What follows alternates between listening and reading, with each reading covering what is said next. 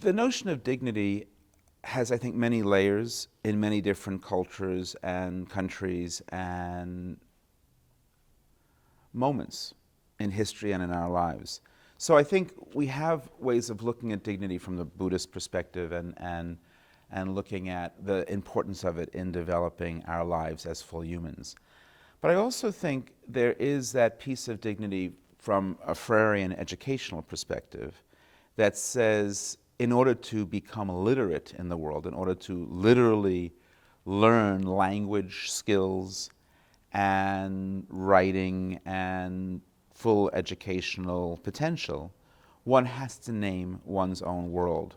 One has to be able to feel the sense of power and the sense of importance to be an actor in one's own life and in one's world, to be the primary actor. And I think that's fundamental. I also think it crosses to so much of the work I've done in African education.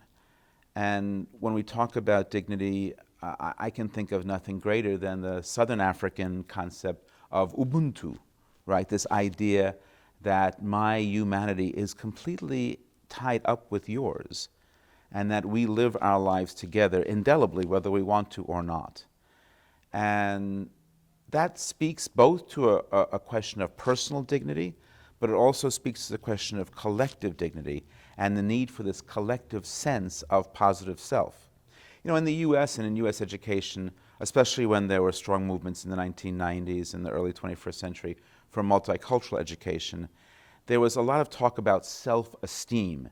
And in some ways, self-esteem got a bad name.